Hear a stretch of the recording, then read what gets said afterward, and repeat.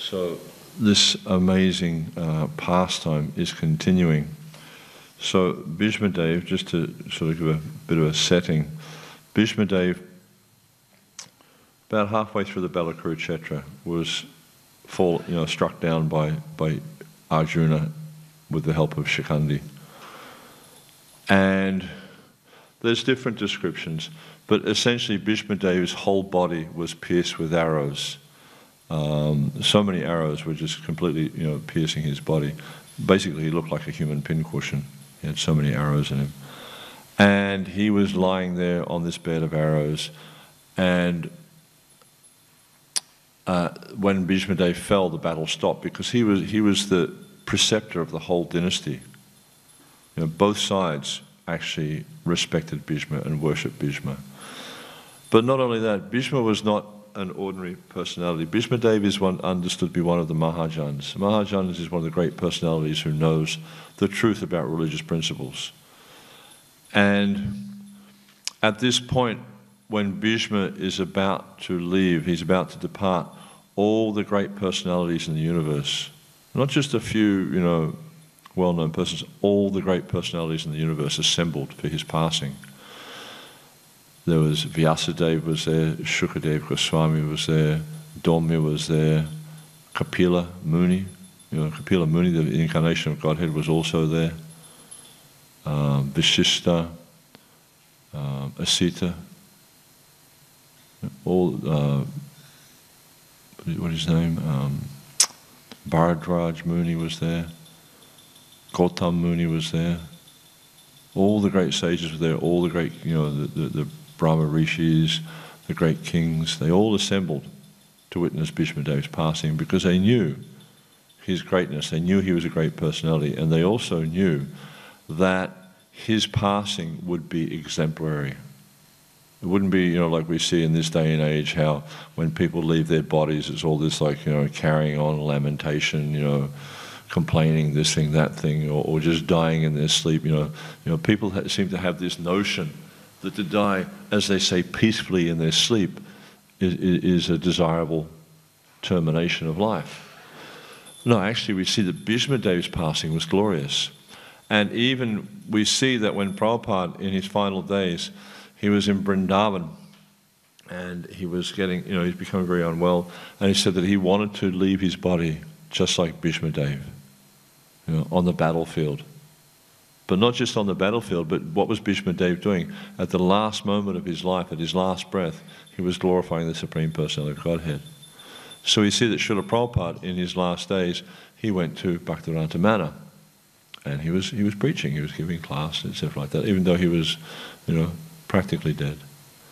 And so he wanted to pass from this world, setting an example like Bhishma Dev. And we see that Bhishma Dev, it's kind of interesting because what happened was after the battle had concluded, and then Yudhisthira and his brothers, they slept down on the bank of the Jamuna, Ganga Jamuna, whatever it was, at night after the battle, because the tradition, the custom is that they wouldn't go back into their own camp.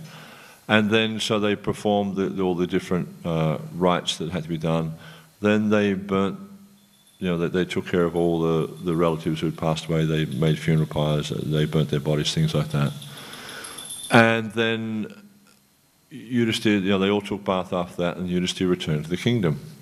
And then the next day he was installed on the throne as the king, or the emperor of the world. And then the next day, what happened is he entered into, he was reflecting, he was thinking of Bhishma. And so he went to see Krishna to explain to Krishna, I've been thinking about Bhishma and I think I should go see him. And Krishna was absorbed in meditation. And Yudhisthira spoke to him, but Krishna didn't respond. He was just completely absorbed. And then he asked him, when he came, he asked him a few questions, and he said to Krishna, he said, if you think it is fitting, please reveal to me what it was you're meditating on. If you think I'm qualified to hear. And so then Krishna explained to him that, Bhishma Dev is nearby. He's on the Battle of Kurukshetra, he's about to leave his life. And he is completely absorbed. His mind is fixed on me, and my mind is fixed upon him. So we should go see him immediately. So then they got on their chariots and they went to see Bhishma Dev that day immediately. And it's described how Krishna was traveling on a chariot with Arjuna. Yudhisthira was following. All the brothers were behind him. And also Vyas, Dhaumya, and other rishis went with them to see Bhishma Dev. And then when Krishna arrived there, he saw Bhishma Dev in this condition, surrounded by all these great personalities. You know, imagine Sukadev Goswami himself was there. I mean, Sukadev's not an ordinary personality. And he himself was there to hear Bhishma Dev speak. And it's described how there were like tears flowing from Krishna's eyes. There was so much love between Krishna and Bhishma. We see that during the battle of Kurukshetra, when Bhishma took that vow that he was going to kill all the Pandavas on that day. He had 5 arrows, and he said, he told Duryodhana tomorrow, because Duryodhana was criticizing him very strongly, and Bhishma just, he used to get so frustrated with Duryodhana. He would repeatedly tell Duryodhana, he said, the Pandavas cannot be slain by you or any mortal man. It's not possible. They are not ordinary people. He even explained to him that, that Arjuna was Krishna's eternal associate. He was Nara, part of Nara and Narayana Rishi. He was Nara and Krishna's Narayan. He said, you can't slay him. It's not possible. And he would say to Duryodhana, I'm crying myself hoarse, trying to explain you the truth of the Pandavas, trying to explain to you the truth of Krishna, but you will not hear. And then same thing happened on the battle. He said, but you're favoring the Pandavas. Duryodhana is saying you're favoring the Pandavas. You're not fighting properly. You should be. You're the greatest warrior on the world. You should be able to kill them all. And he said, I've told you so many times. I cried myself hoarse repeatedly, telling you, you cannot slay the Pandavas. But just to satisfy you, I will fight to the best of my ability tomorrow, and I will do my best to kill them. And the only way that Arjuna will be saved is if Krishna intervenes. And he says, I have these 5 arrows, these special arrows, and he put some astra on them with a mantra, and he said, I will use these arrows to kill them. And then Duryodhana, fearing that something would happen to the 5 arrows, that maybe Bhishma Dev would become weakened or something like that, and whatever, he said, you give me the arrows for safekeeping. He didn't trust Bhishma. It's quite extraordinary. He didn't trust him, which was an insult to Bhishma. And he actually insulted Bhishma by saying that. But Bhishma, being ever tolerant of his grandson, gave him the arrows. And then it's kind of interesting because, Bhishma said, unless Krishna interferes, I will kill them. So what happened was Krishna sends Arjuna to ask in charity from Duryodhana these 5 arrows. Because, Duryodhana had said to him previously, if you ever want anything from me, you just ask me and I'll give it to you. So, and he went there, Arjuna went there and he said, oh, you want me to give you the kingdom? You want the end of the war? He says, no, I'll fight and kill you. I just want those 5 arrows. And so he gave him the arrows. And Duryodhana was frustrated, but Bhishma understood, because Bhishma Dev is a great devotee. Bhishma Dev understood that this is the Lord's arrangement. And here we see, he's going to say to Arjuna, I think in the previous verse, he said to Yudhisthira that nothing happens without the will of the Lord. So everything is going on, but because he's talking about the suffering that the Pandavas experienced, the suffering that Kunti went through, and how this is just, he says, I just see this is going on by the effect of inevitable time. And this is functioning under the will of the Lord. So he said, you see what is the will of the Lord and just follow it. And that's what he's telling. This is the whole point. Because, Vyasa had tried to explain to Yudhisthira, Krishna had tried to explain to Yudhisthira how he should rule the kingdom. But Yudhisthira couldn't accept it. But then when he went to see Bhishma Dev, he accepted that. Why? This again was the arrangement of Krishna. Krishna had made this arrangement so that Bhishma would be glorified. We see later on, I think it's the 15th chapter, it's talking about Vyas. How Vyas was seemingly bewildered about writing, the scriptures. He divided the Vedas, he wrote the Mahabharata, he did the various Itihasas, he did the Puranas, so many things he wrote. Yet that he wasn't glorifying the pastimes of Krishna sufficiently.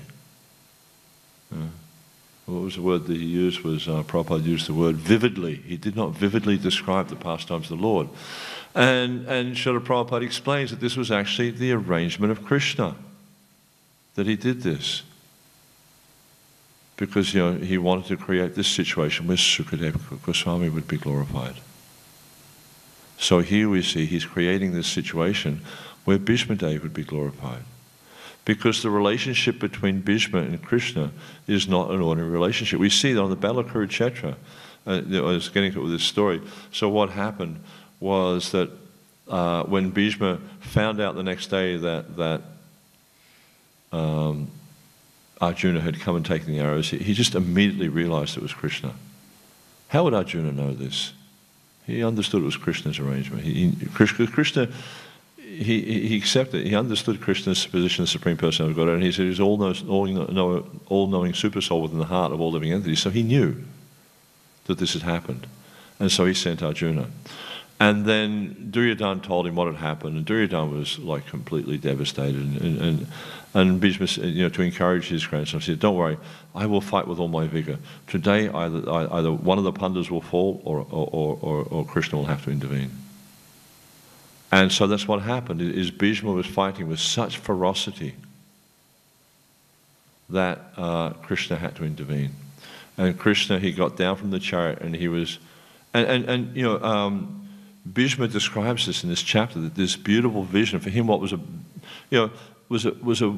very beautiful vision. And if we understand Bhishma's relationship with Krishna, he was in the relationship of Dasyaras, but in the chivalrous mood.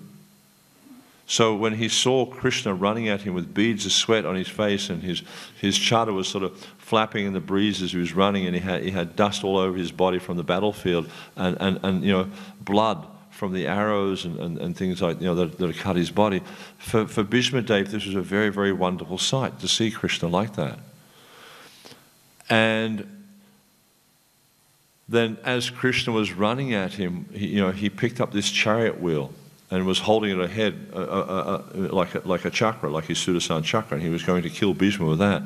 And Bhishma was firing arrows at him. He cut off Krishna's arm and things like that, and the arrows were cutting Krishna on the neck and the body and things like that. And how did Krishna see that? Was he thinking, this person's trying to kill me, this person's trying to attack me? No, he saw it.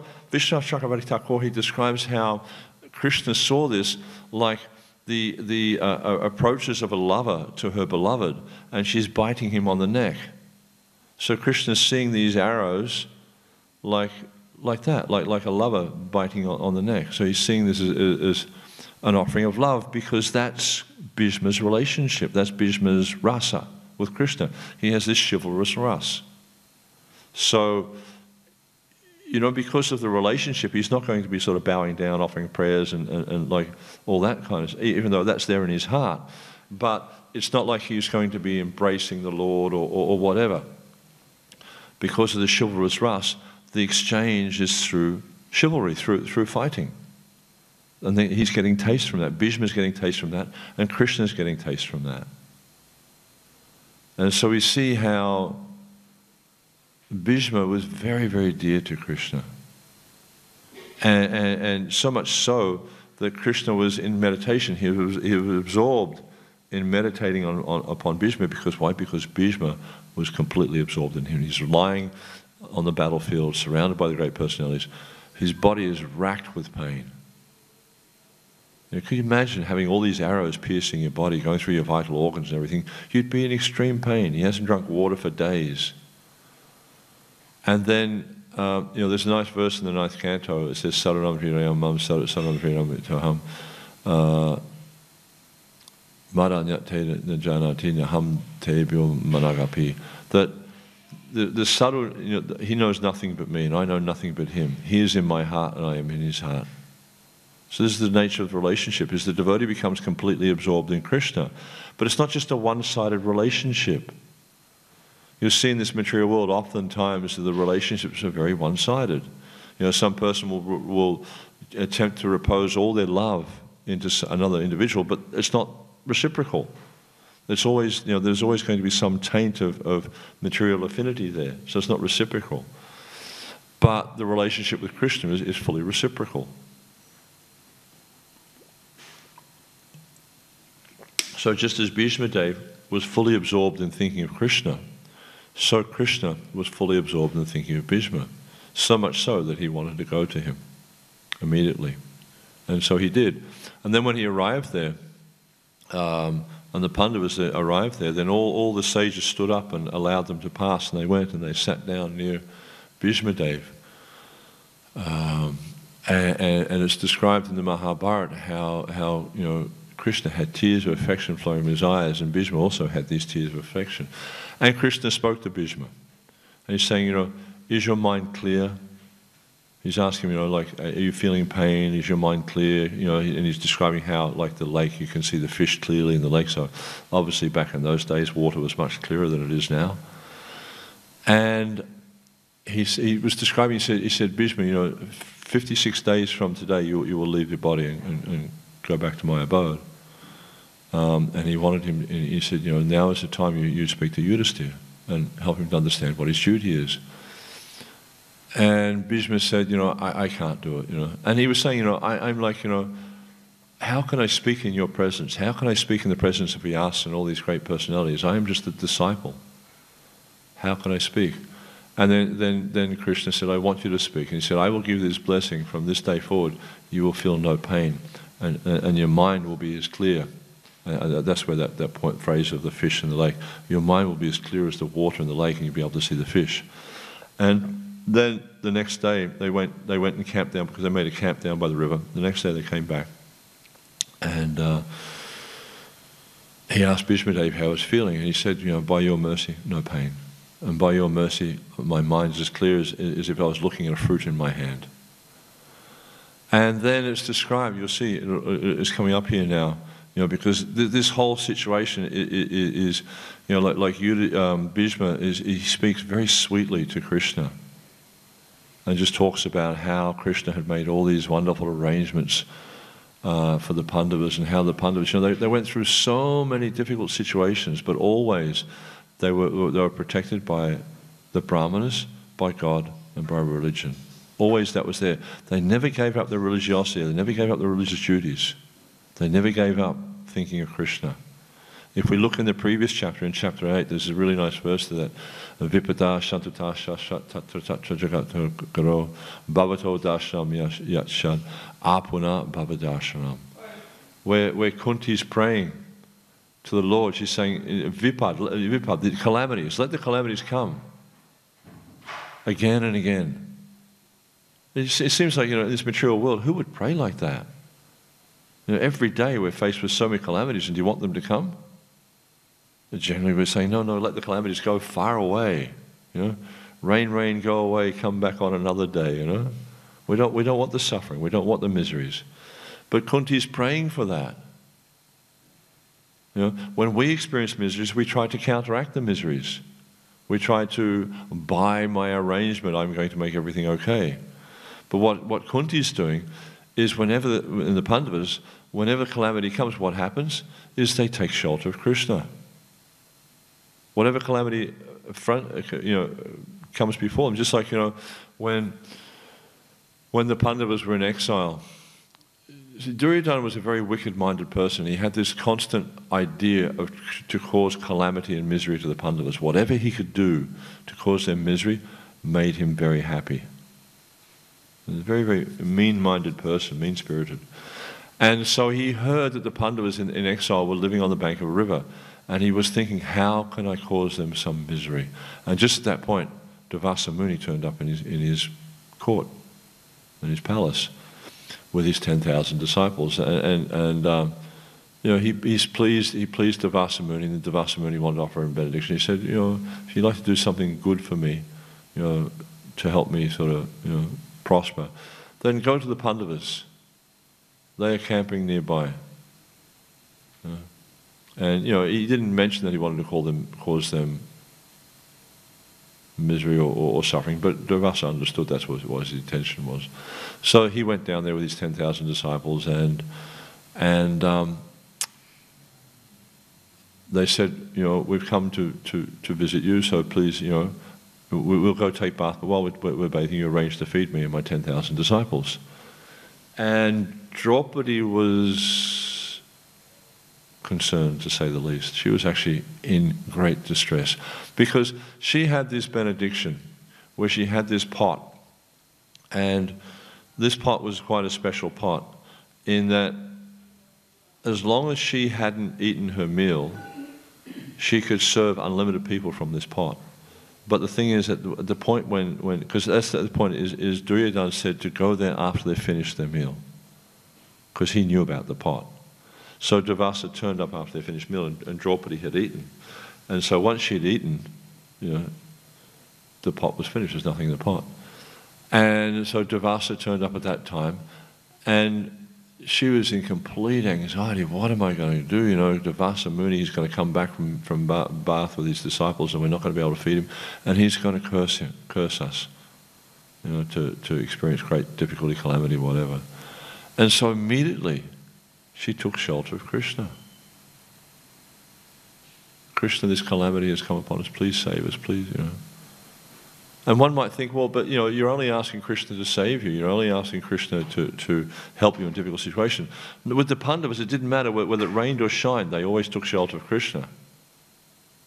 It wasn't like they were after some material benediction. Just like if you look at the demigods, when there's some calamity, they pray to Krishna, please save us, please protect our bodies, please protect our kingdoms, please keep us in our position.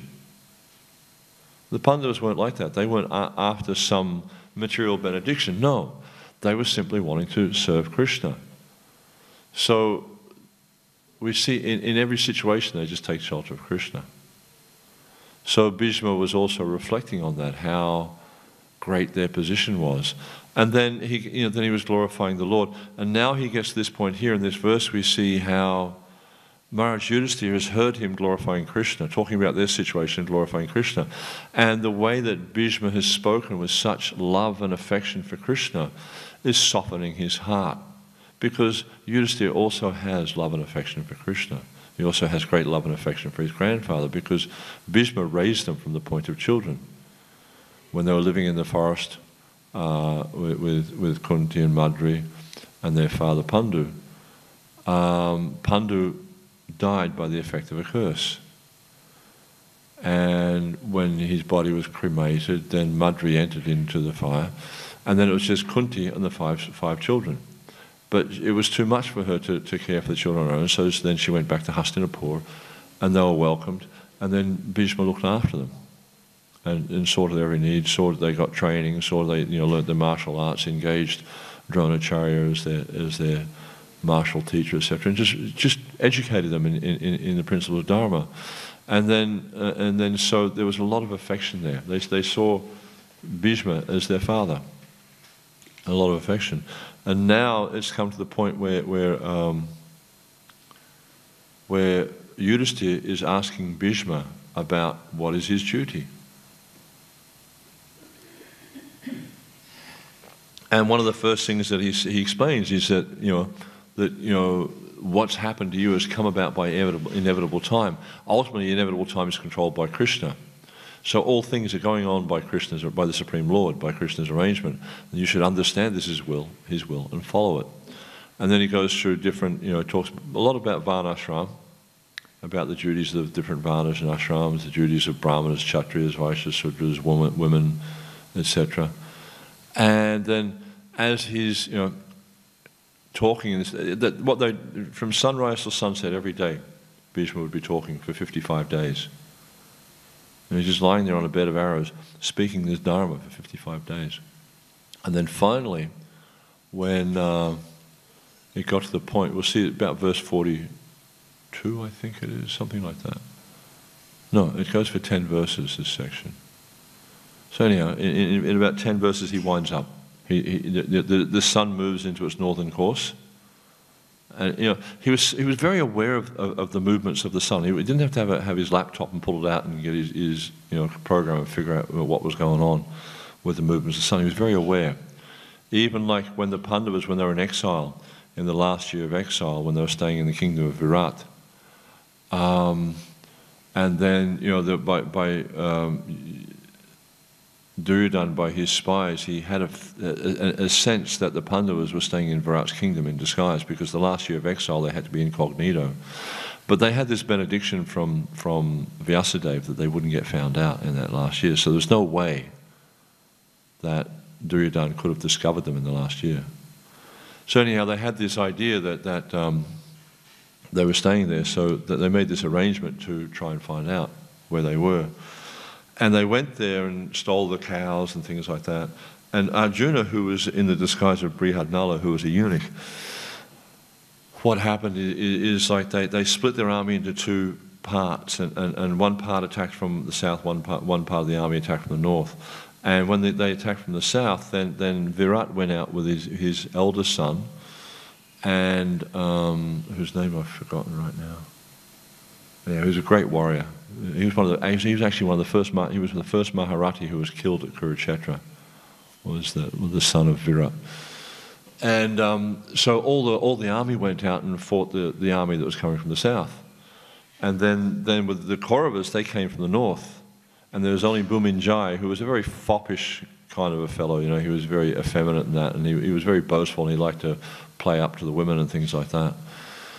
And he was boasting to when the Kauravas came from the north, he was boasting how he was going to go and you know, attack them and defeat them single-handedly. But he's saying, but you know, I would do this and I would do that, but there's no one left to drive my chariot. So how can I do it? You know, so he was kind of like boasting and thinking that no one. And then Arjuna, disguised as Brihadnala, said, I will drive your chariot. I used to drive chariot for Arjuna. And then, like, you know, Bhuminjai's heart just sort of sunk. Oh my God, you know, I'm going to have to go out and, you know, do this. So anyhow, and also we see that, anyhow, I won't get into all that sort of stuff. There's a lot of interesting details in that story. But at that point they went out, and Arjuna, you know, like they swapped places when Bhuminjai, when he saw the Kauravas of Bhishma and Drona and this one, that one, he freaked out and he just got off the chariot and ran. He said, you know, and Arjuna was talking about, what about your duty as a Kshatriya? What about the kingdom? What about this? He says, let the kingdom go to hell. I don't care. I'm not facing this army. He was just terrified. And you could imagine, you know, all the greatest warriors in the world are, you know, tens of thousands of soldiers are there. And there's just the two of them on a chariot. And Arjuna runs off and he grabs him and he drags him back. He puts him on the chariot. He says, look, you drive the chariot, I'll fight. And he says, but you're a eunuch. What are you going to do? He says, actually, you know, he described who he was, you know, and explained to him. And they went and got the weapons and stuff like that. And then Arjuna fought them and single-handedly defeated all of them. I mean, just completely obliterated them. So powerful he was. Such a great warrior. And then at that point, Duryodhana thought, oh, they've been found out. Great, they've got to go back into exile for another 13 years because that was the deal. And Bhishma said, no, by my calculation, the time expired today. So it's perfectly okay. They're coming out at the right time. He knew. He just knew. He was so knowledgeable in Dharma. He was so knowledgeable in all the principles of religion. That's why he's one of the Mahajans. And this is why we see, it's extraordinary. You know, this one king is there, about to pass away, and all the great religious personalities are there. All the rishis are, you know, Narad Muni is sitting there. You know, Narad Muni is such an extraordinary character. When the universe, when this material creation winds up, he enters into the body of the Lord, and then he comes back out again as Narad Muni. Only person that does that. Vyasadeva was there. Vyasadeva, the literary incarnation, a Shaktavash avatar, a literary incarnation of Godhead, was there to hear this. Kapila Muni, the incarnation of Godhead that spoke on Sankhya philosophy, had come there to hear him speak. The mighty Sukadeva Goswami was there. Sukadeva Goswami, who explained the Bhagavatam, was there to hear him speak. So this gives us some idea of the extraordinary personality that Bhishma Dev is. You know, even though he was one of the Vasus, he was much more than that. Much, much more than that. And that's explained by Vishwanath Chakravarti Thakur. He's much more than just a Vasu. He was one of the Mahajans, the personalities who knows the religious duties and knows what our duty is in this world. And so they'd all assembled there to hear him speak, because they also knew that when he left this world, so much knowledge was going to leave with him, because no one knew the principles of Dharma like Bhishma knew. And therefore, they wanted to hear this, because this was going to be a great, momentous historical occasion. I'll just read Srila Prabhupada's purport. Bhishma Dev, speaking in that appealing tone, convinced Maharaj Yudhisthira that he was very soon passing away. And Maharaj Yudhisthira was inspired by Lord Sri Krishna to ask him of the principles of religion. So Krishna inspired him from within. Just like we see with Vyasadeva. Vyasadeva went to all this work, a huge amount of work, to present all this literature that wasn't focusing on the pastimes of Krishna. It's discussed, but not as the main thing. There was a lot of, Dharma, Artha, Karma, Moksha in there. It wasn't just focusing purely on bhakti. So, Vyasadeva was guided like that internally. So we see that also here Yudhisthira was inspired by the Lord from within and also externally, both internally and externally, to consult with Bhishma. Lord Sri Krishna inspired Maharaj Yudhisthira to ask Bhishma Dev in the presence of many great sages, indicating thereby the Lord's devotee, like Bhishma Dev, although apparently living as a worldly man, is far superior to many great sages, even Vyasadeva. Quite a statement.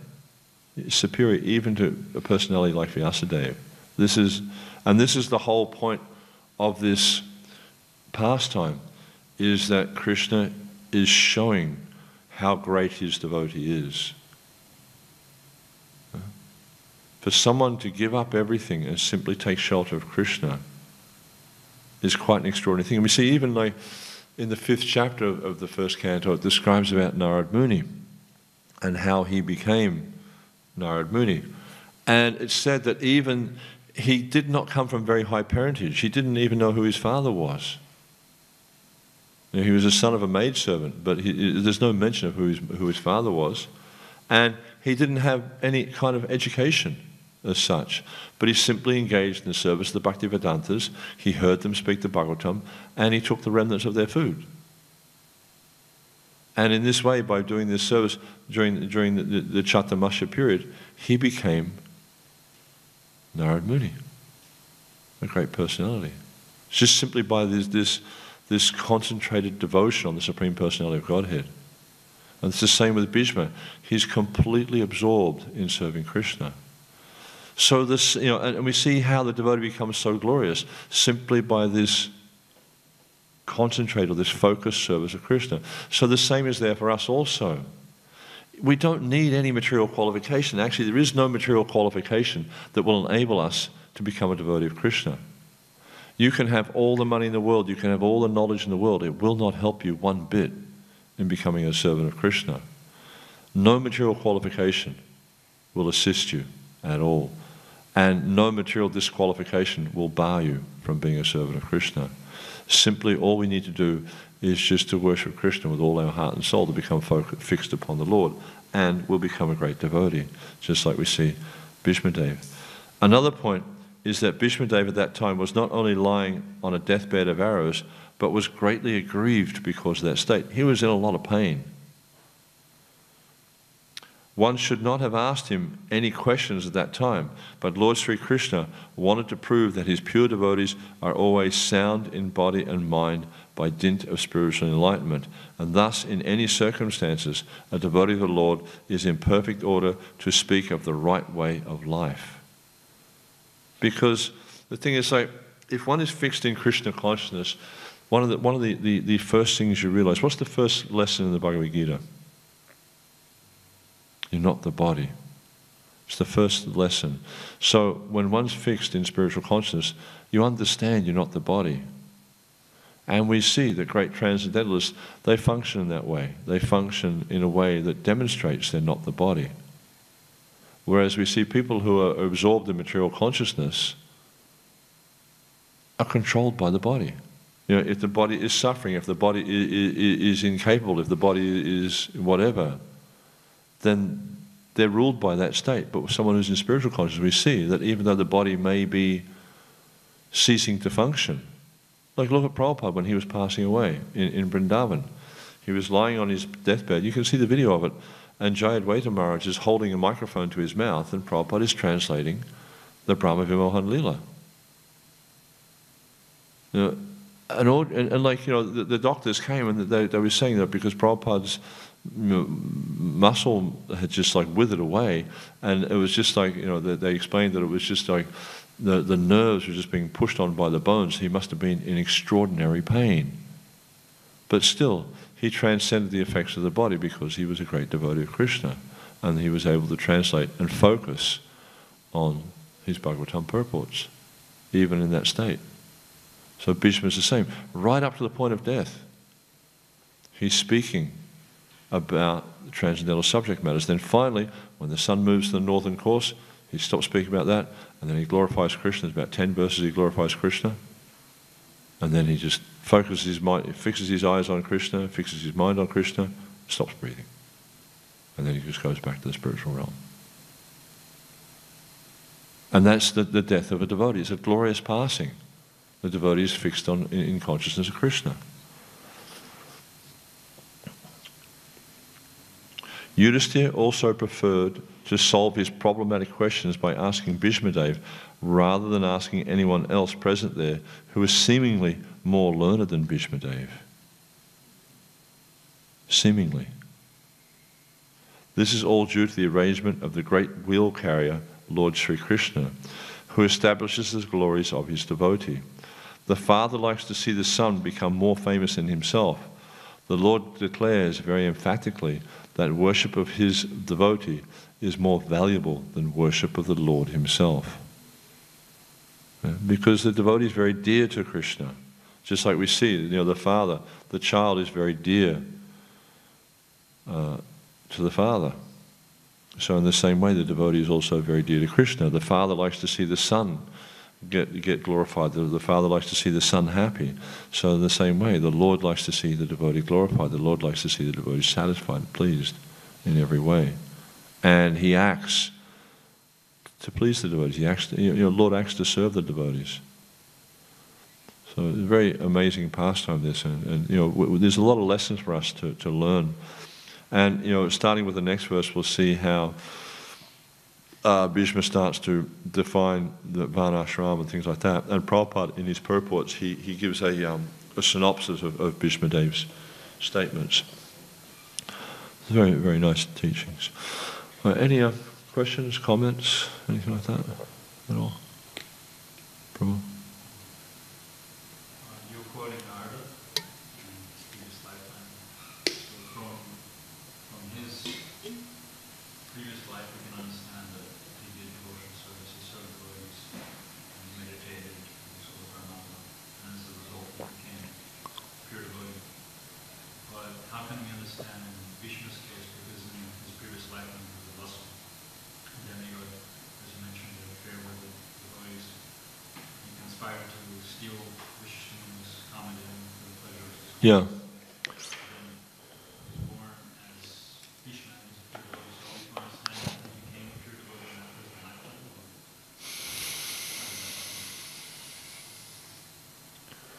The whole pastime of the stealing of Vasishtha-Muni's cow, he was pushed by his wife and all that sort of stuff, This would seem to me not to be an ordinary, just, random event. It would seem that this was something that was inspired by the Lord. How could he enter into this situation to get to the point of becoming a Mahajan, a great personality, like just accidentally or just like a seemingly random event? So, I haven't read anything directly stating this, but if we look at the situation with, you look at this whole first canto, what's the conclusion of the first canto? The 19th chapter of the first canto. Sukadeva Goswami arrives on the scene. The whole first canto is just setting the scene for Sukadeva Goswami to come to where Parikshit Maharaj was fasting to death, to sit down and present the Bhagavatam. So the whole first canto is setting the scene for that point there, very much like the first chapter of the Gita. It's setting the scene for Krishna to speak the Gita to Arjuna. So we see how Krishna's pastimes, Krishna's arrangements, these things unfold very beautifully in a way that's glorifying the devotees, but to speak about Krishna. So in the same way we see with Bhishma that him becoming or being or whatever, whether he became a pure unalloyed devotee of Krishna or whether he was already a pure unalloyed devotee of Krishna, I don't know. I haven't read anything about that. And I don't recall hearing Prabhupada comment anything like that. But nonetheless, the fact of it was he was a pure devotee, a pure unalloyed devotee. He was experiencing prema. In this mood of servitorship, he was experiencing prema. He was experiencing love of Godhead. And it's kind of really interesting because he knew, this is something that's kind of confuses me a little bit.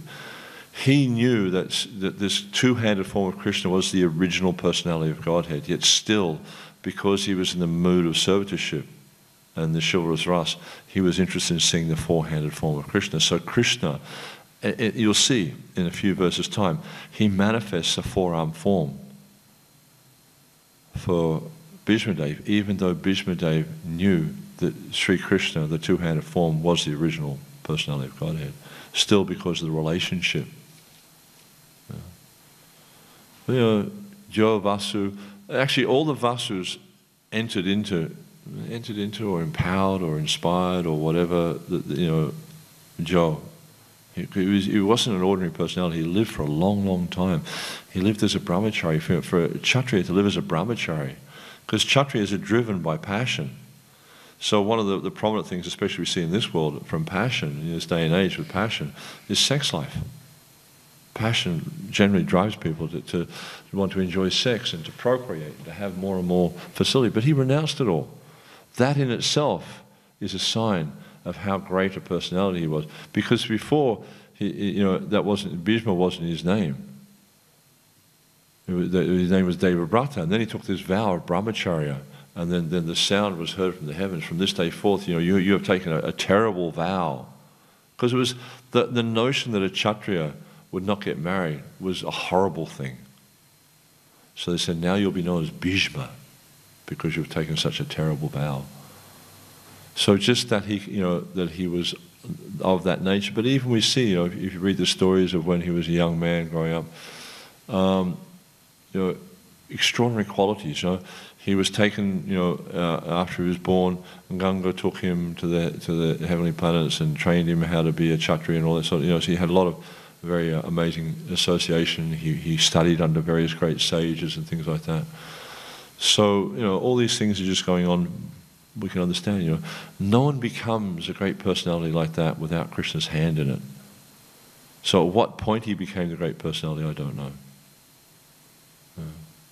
But he's definitely an extraordinary personality. It's a little bit like, I guess, you heard that there's a letter that Prabhupada wrote to Madhavisa about the tal fruit, the crow and the tal fruit logic. You haven't read that letter? You look it up, tal fruit and crow logic. It's really interesting. This is used to explain, Prabhupada used it to explain the fall of the jiva to the material world. And there was a crow sitting on a branch of a tree, tal tree, and there was a fruit on the branch. And simultaneously the crow flew and the tal fruit dropped off.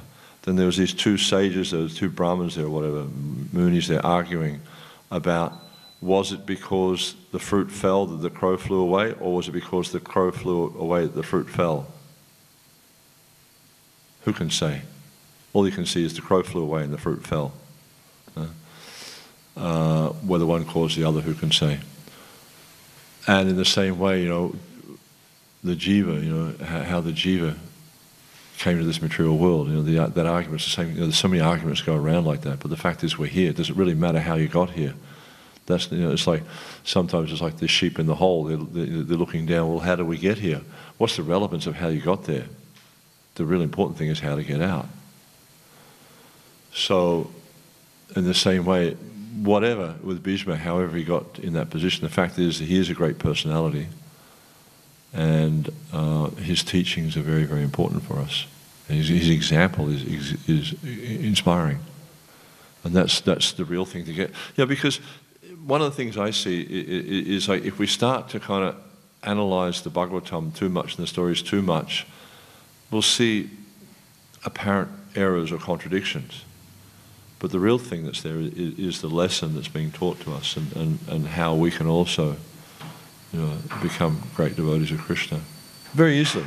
You just have to give up all this material attachment and just focus completely on Krishna. Just everything in this material world is all external. It's all temporary. It comes and goes very quickly. Whatever you have, you know, your nice body, your nice house, your nice this, your car, whatever, it's all temporary. It's going to come and go very quickly. We have to see that, let go of that, and just become attached to Krishna. And that's, you know, Bhishma Dev talks about that to Yudhishthira as well. I'm not sure if I really answered your question. I don't really know the answer. I was thinking, as you were speaking, I was thinking like, Rishi Maharaj was a pure devotee, but he put a snake around Rishi's neck. Yeah, but how did that happen? Which ultimately means by Krishna's arrangement. Because if he didn't get cursed, then Sukadeva Goswami wouldn't have appeared on the scene to speak the Bhagavatam. So all these things, you know, like if you look at it, there's this series of misadventures or different things that happen. Even like look at what happened to the Pandavas.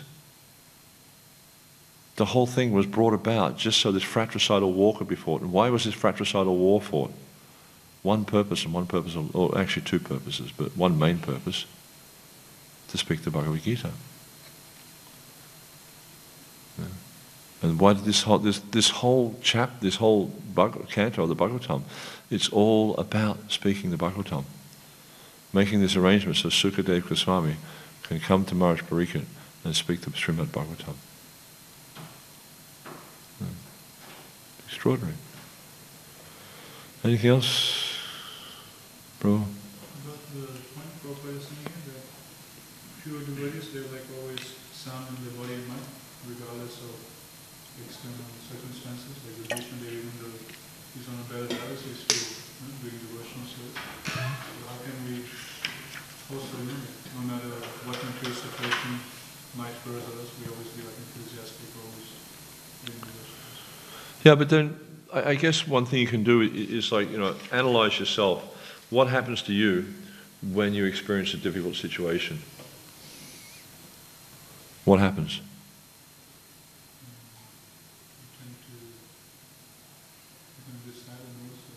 Yeah, we take shelter of the external nature. Because these emotions, they're temporary, they come and they go. And a lot of it, you know, it's just like Krishna says to Arjuna, Matra spasata kuntaya sitoshna sukadukadagamapino nityastantatikshasa bharata. The non-impermanent appearance of happiness and distress, they're like the appearance and disappearance of summer and winter seasons. What can you do about summer? If you don't like the heat, what can you do about it? Not one single thing. It's going to come, it's going to do its thing, and it's going to go away. And the winter season comes, what can you do about it? Go to Florida? And you get bitten by mosquitoes, what can you do about it? There's nothing you can do about these things. And so what does he say? Tang satiksha sabharata. You have to learn to tolerate these things. You know, tolerate the external nature, become fixed on the internal nature. That's all you can do about it. So we can see, you know, like the way to get to this point is, you know, as Prabhupada's describing here about the pure devotee, is to not be affected by the external, because everything you're experiencing is external, and everything you experience the external with is external. You know, with your mind, your senses, your intelligence, all external. We have to see that. We have to see how we're being affected, how we're being controlled by this external nature, and try to enter more deeply into the internal nature, try to enter more deeply into understanding Krishna's nature, the nature of the soul, and the relationship between the soul and the Eternal Lord, the Supreme Lord. As long as we're influenced by the external nature in any way, that will govern us, that will rule us. But the more we're able to give that up, the more we're able to take shelter of Krishna. And the less we'll be influenced by the external nature. The only reason you're influenced by it is because you're attached to it, you're trying to manipulate it. But if you give that up, then it has no influence on you. It's just like, I know, they do these movies, right? They make a movie and they do all this kind of like emotional stuff to try and inspire emotion in people. That's what movies are about. They're trying to, get you, like you'll see the way they structure a movie, for instance, is that they'll build a character at the start of the movie, right? And try to get you to identify, to emote with that personality. And then you go through all these different experiences with that personality. You emote with them and they're happy, you're happy, they're sad, you're sad. But if you don't connect with that person, all this stuff can be going on the screen. And what does it mean to you? Nothing. So being in this material world is like that. You just have to become detached from it all. Doesn't mean you neglect duty. That description is there in the Gita about Sakam Nishkam Bhakti or Sakam Nishkam Yoga. The Sakama yoga, he's the one who's doing his yoga or doing his activity with attachment. But one who's a Nishkam, then they do their duty, they do their activities. They're attached to doing the activity, right, because that's duty, that's the mode of goodness, but they're not attached to experiencing the fruit of it.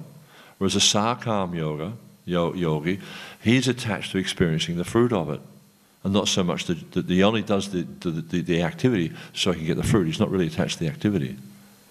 Or he's attached to the activity in as much as he does the activity because he wants to enjoy. Whereas someone who's actually transcended that understands, no, I do this because it's duty. And the result's up to Krishna. Whatever comes from is Krishna's mercy. That's what we need to get to. Because otherwise we're in the material world. Otherwise we're trying to experience, what's that? Manashastan indriyani prakritishtani kashati. Because we're trying to manipulate the material energy, therefore we struggle.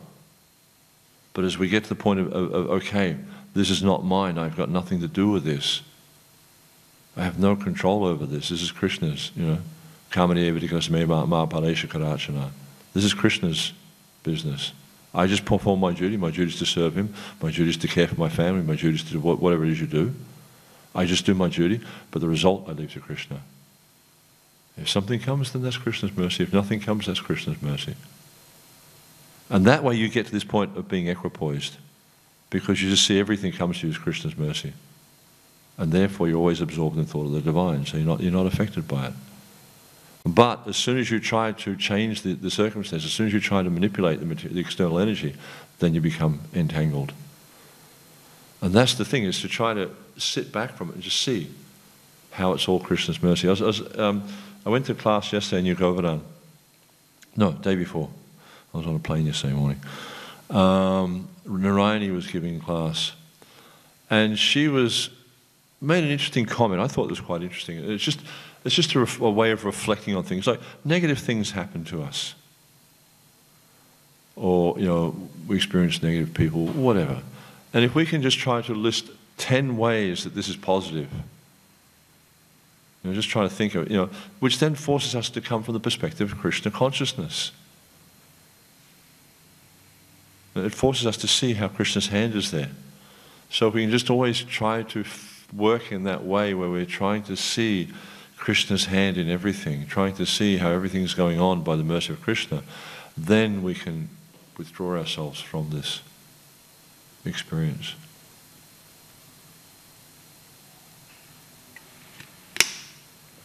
Okay. Thank you very much, Srila Prabhupada ki, Samaveta Bhaktivinoda ki, Jai Nitai Gaur Premanandi.